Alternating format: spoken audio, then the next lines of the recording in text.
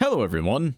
Today, I'd like to go over a budget commander deck that I've built around the Howling Abomination, a Gruul commander that's actually a Universes Within version of Blanka, Ferocious Friend, from the Street Fighter Secret Lair drop. But given that Blanka costs like $6 while the Howling Abomination's like 30 cents, I'm building the Universes Within version. As usual, I've built this deck to cost less than $45 at the time of recording, using prices listed by Scryfall, including the cost of basic lands at 10 cents each. And as always, the link to the deck list is in the description down below. Now let's get into this deck. So, the Howling Abomination is a hasty 5/5 legendary human beast warrior for 3 generic, a red, and a green mana, and it has trample so long as you've cast 3 or more spells during the turn. Additionally, whenever the Howling Abomination is targeted by a spell, it gets +2/+2 for the turn and deals 2 damage to each opponent. So this commander is pushing for an incredibly aggressive deck, where ideally you'd be burning each opponent and then smashing one in the face on each of your turns with a heavily buffed commander, which leads right to the main goals of this deck. First up, our early game is mostly going to be focused on getting our commander out as soon as possible, as it's quite central to our game plan. We'll also want to use a bunch of rather low mana cost spells. The Howling Abomination gains trample regardless of the types of spells we cast, so long as 3 have been cast, but a lot of these spells will be used to target our commander so that we can get that burn and the +2/+2 buffs along with the trample, since ultimately this deck's philosophy can be rendered down to Gruul burn, Gruul smash, and using low cost spells will make it so we're likely to have the mana to actually cast 3 spells in a given turn. Also, given that this deck is designed to burn, smash, and generally lower life totals, some damage amplification is always welcome in this deck, making each instance of burn and smashing even more potent. And finally, given that this deck relies on casting a lot of spells, we'll really want a large amount of card advantage, whether through direct draw spells, cantrips replacing themselves, or impulse draw. But now that we've gone over how this deck wants to play, let's start getting into our 99 with Ramp. First up, we have some common mana rocks with Mind Stone, tapping for generic, Fire Diamond and Moss Diamond, tapping for red and green respectively. Then there's Arcane Signet, tapping for any color we need, and Fellwar Stone, which is also likely to tap for any color we need. We then have a mana dork with Zerta Druid, which taps for green, but it also deals 1 damage to each opponent when tapped for mana, which is a nice little bit of extra burn. Then we have some land-based ramp with Font of Fertility, which can be sacked to tutor a basic land onto the battlefield tapped, Cultivate, which has you tutor for 2 basic lands, which you reveal, put 1 onto the battlefield tapped and the other into your hand. And then there's Rampant Growth, Explosive Vegetation, and Path of the Animist. The first tutors a basic land onto the battlefield tapped, and the other 2 doing the same, but for 2 lands instead of 1. And finally, we have Goblin Anarchomancer, which will make it so most of the spells in our deck cost 1 less generic mana to cast. Now, let's look at the bulk of our deck, which are spells that target a creature, particularly the kind you're likely going to use on your commander.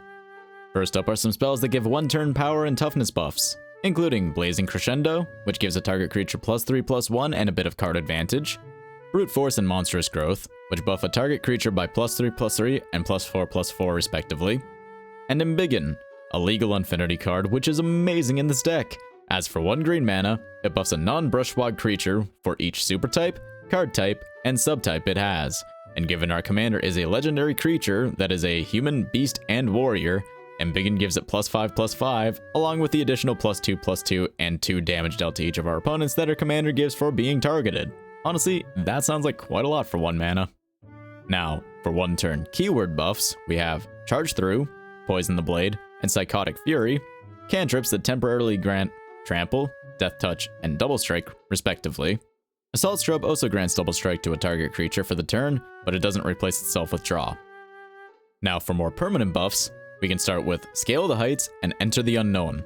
Both I'd considered talking about in the Ram section. Scale the Heights is a cantrip that puts a +1/+1 counter on a target creature, as you gain 2 life, and you can play an extra land that turn. Enter the Unknown has you target a creature to Explore, which means reveal the top card of your library, which can be put into your hand if it's a land, or, if it's not a land, you put a +1/+1 counter on the creature you had Explore, and then choose to either put that card back on the top of your library, or into your graveyard, and then you can play an extra land for that turn. Next up are a bunch of auras, starting with Frenzied Rage, giving +2/+1 and Menace. Ancestral Mask gives +2/+2 for each other enchantment on the battlefield, which has the potential to be an absolutely massive buff. Forced Adaptation gives cumulative gains, as at the beginning of your upkeep, you put a +1/+1 counter on the enchanted creature. Crystal Carapace gives +3/+3 and Ward 2, but it can also be cycled. Shiv's Embrace gives +2/+2, flying, and fire breathing, where you can pump the creature with red mana to gain power for the turn. Runes of the Deuce gives +1/+1 and double strike if the enchanted creature is red, and +1/+1 and trample if it's green. And since our commander is both, it'll gain all of those effects, and make it so that we no longer have to cast a bunch of spells to get trample. And finally we have Alpha Authority, which grants the enchanted creature hexproof, and makes it so it can't be blocked by more than one creature. Now that we've gone through a bunch of spells that we'll target our own creatures with, let's take a quick detour and talk about a few spells that will give us even more benefits when we target a creature we control. Namely, Livewire Lash, Wild Defiance, and Season of Growth. Livewire Lash is an equipment that gives +2 power, and whenever this creature becomes the target of a spell, this creature deals 2 damage to any target. Wild Defiance is an enchantment that gives creatures you control +3/+3 whenever they become the target of an instant or sorcery, making it so our commander can grow at an absurd rate per spell. And Season of Growth has you scry whenever a creature enters the battlefield under your control, but more importantly, you draw a card whenever you cast a spell that targets a creature you control, turning all of the targeted spells we talked about earlier into cantrips. So, now that we have the ingredients to cast a bunch of spells, burn our opponents, and smash their faces with our commander, let's look into some damage amplification spells to make that pain even more acute. First up is Unleash Fury, an instant that doubles the power of a target creature for the turn. Then we have Gratuitous Violence, which makes it so creatures we control deal double damage to creatures or players.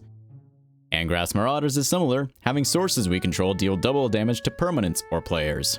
Then we have some spells that add to damage, including Torbrand, Thane of Redfell, and Mechanized Warfare. Torbrand makes red sources we control deal 2 extra damage, and Mechanized Warfare makes red and artifact sources we control deal 1 extra damage. And finally, while these don't fit perfectly well in here, this seemed like the best chapter to talk about these cards, which are Mage Slayer and Blood Mist. Mage Slayer is an equipment that has its equipped creature deal damage equal to its power to the player or planeswalker it's attacking, ensuring that at least one instance of that damage is getting through even if the combat damage is being completely blocked. And Blood Mist has you choose a creature to give double strike for the turn at the beginning of your combat step, which can be really powerful when combined with Trample. Just note that these two cards are going to be permanents when they target a creature instead of spells, so they won't give us the +2/+2 or burn. Now, as we're looking to cast a ton of spells with this deck, let's go over some card advantage beyond our cantrips. First up are some one-off card advantage cards with Harmonize, Commune with Lava, and Galvanic Relay. Harmonize simply has you draw 3 cards. Commune with Lava is an X mana spell that has you exile the top X cards of your library, which you can play until the end of your next turn. And Galvanic Relay has you exile the top card of your library, which you can play until the end of your next turn, but it also has Storm, an old mechanic that has you copy the spell for each spell cast before it this turn. Given our goal with this deck is to cast a bunch of low mana cost spells each turn, this card could potentially be copied a bunch of times. Then, for some draw sources that go across turns, we have Colossal Majesty, Furious Rise, and Valakut Exploration. Colossal Majesty has you draw a card at the beginning of your upkeep if you control a creature with power 4 or greater, of which our commander is a 5/5. Furious Rise is similar, where if you control a creature with power 4 or greater by your end step, you exile the top card of your library, which you may play until another card is exiled by Furious Rise. And Valakut Exploration has you exile the top card of your library whenever a land enters the battlefield under your control, which you may play so long as it remains exiled. And on your end step, if cards are still exiled by Valakut Exploration, you put those cards into their owner's graveyards, and Valakut Exploration deals 1 damage to each opponent for each card put into the graveyard this way. Then we have Vindictive Flamestoker and Magus of the Wheel. Vindictive Flamestoker is a light, personal wheel, as it can be sacrificed for 6 generic and a red, which has you discard your hand and draw 4. But this ability costs 1 less generic for each oil counter on Flamestoker, of which Vindictive Flamestoker gains an oil counter whenever you cast a non-creature spell. Given we have very few creature spells in this deck, it shouldn't take very long to get this cost down to 1 mana or so. And Magus of the Wheel is an actual wheel effect on a creature, as when you sack Magus of the Wheel, each player discards their hand and draws 7 cards. Finally, we have a couple cards that, provided I'm reading them correctly, are simply absurd with the Howling Abomination, which are Keen Sense and Snake Umbra, both of which give, whenever enchanted creature deals damage to an opponent, you may draw a card, with Snake Umbra additionally giving +1/+1 and Totem Armor, where if the creature would be destroyed, all damage is removed and Snake Umbra is destroyed instead. So again, provided I understand this correctly, since these cards work for any type of damage, and not just combat damage, This means that the burn that the Howling Abomination does to each opponent will also let you draw for each instance of damage. So whenever you cast a spell that targets our commander, you deal 2 damage to each of our opponents and likely draw up to 3 cards. Finally, let's go over some of our interaction and protection spells, starting with the spells that we're more likely to cast on our commander, and progressively moving towards those that we definitely don't want to or can't use on our commander. To start, we have Tamiyo's Safekeeping, an instant that gives a target permanent you control hexproof and indestructible until the end of the turn, and it also gives you 2 life. Then we have Animus Might, which has a target creature you control deal damage equal to twice its power to a target creature or planeswalker you don't control. Then we have some fight spells with Epic Confrontation, Tail Swipe, and Primal Might. Epic Confrontation gives a target creature you control a +1/+2 for the turn, and then has it fight a creature you don't control, which just means that they deal damage equal to their power to each other.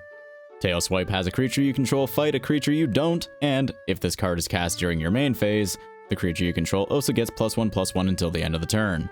And Primal Might is an X mana cost spell that gives a target creature +X/+X, and then has it fight a target creature you don't control. Now moving on to some interaction spells that you could cast onto your commander in a pinch, but they aren't great for it. We have Grape Shot, Spark Spray, and Lightning Bolt. Grape Shot deals 1 damage to any target, but it also has Storm. Spark Spray deals 1 damage to a creature or player, and Lightning Bolt deals 3 damage to any target. And now moving on to interaction spells that you can't or really won't want to cast onto the Howling Abomination, we can start with Chaos Warp, which has the owner of a permanent shuffle it into their library and then they reveal the top card of their library. If it's a permanent, they can put it onto the battlefield. So it's a bit of a risk to use, but it can really help get rid of a problem permanent. Then we have Shatter, which simply destroys a target artifact, Decimate, which has you destroy a target artifact, creature, enchantment, and land. Then we have Gargos, Vicious Watcher, which is an 8/7 Hydra with Vigilance, and whenever a creature you control becomes the target of a spell, Gargos fights up to 1 target creature you don't control. So it's kinda like, I don't know, Apex Altasaur at home. We also have Bothersome Closet, which is a 3/2 with Menace. It also makes it so go-to creatures your opponents control can't block, and whenever you cast a non-creature spell, which will be frequent in this deck, you go to target creature an opponent controls. Finally, we have a couple damage-based board wipes with Blasphemous Act and Starstorm. Blasphemous Act deals 13 damage to each creature, and Starstorm is an X mana spell that deals X damage to each creature. While it might be a bit harder with Blasphemous Act, if you can play your targeting spells correctly and have the mana to do so, you might be able to buff the Howling Abomination enough to have it survive these wipes. But now that we've gone through all of our spells, let's talk about our lands. First up are a bunch of red-green dual lands, starting with Game Trail, a reveal land, which can enter the battlefield untapped if you reveal a mountain or forest from your hand. Cinderglade enters the battlefield untapped if you control 2 or more basic lands, and Rockfall Vale enters the battlefield untapped if you control 2 or more other lands. Temple of Abandon enters the battlefield tapped, but it lets you scry 1 while it's entering the battlefield. And Gruul Turf is a bounce land, tapping for red and green, but having you bounce a land you control back to your hand. Then we have some utility lands with Contested Cliff, Skarg, the Rage Pits, and Kessig Wolfrun, all of which can be tapped for generic mana. Contested Cliff can be used to have a beast you control, such as our commander, fight a creature an opponent controls for a red and a green. Skarg can be used to give a creature you control +1/+1 and trample until the end of the turn for a red and a green mana. And for X generic mana, a red and a green, Kessig Wolfrun can give a target creature you control +X power and trample until the end of the turn. We also have Bonder's Enclave and Rogue's Passage, the former giving access to some card draw if you control a creature with power 4 or greater, and the latter can be used to make a creature unblockable for the turn. And then we have Evolving Wilds, Terramorphic Expanse, and Myriad Landscape. The first 2 can be sacrificed to tutor a basic land onto the battlefield tapped, and Myriad Landscape can be sacrificed to tutor 2 basic lands with the same type onto the battlefield tapped. And finally, we'll fill the rest of our deck with 11 mountains and 11 forests. Now let's take a look at that price. And as you can see here, this deck costs a bit under $41 at the time of recording, including the cost of basic lands at 10 cents each, but not including the cost of shipping. Now I'd like to go over a few ideas you may wish to consider if you're looking to upgrade this deck. First up, I'd add in some more damage amplifiers, such as Sulfim, Mayhem Dominus, Furnace of Wrath, and or City on Fire. Then we have Chandra's Ignition, which can also act as a board wipe that damages our opponents. depending on how strong you can make the Howling Abomination before casting the spell, and how tough your opponent's creatures are. And finally, Vandal Blast can be overloaded for a one-sided artifacts board wipe. Regardless, if you'd like to build, adapt, upgrade, or play with this deck, the link, as always, is in the description down below. If you liked the video, consider giving it a like, and if you'd like more budget commander decks, consider dropping a sub. Thank you for watching, and I'll see you in the next one.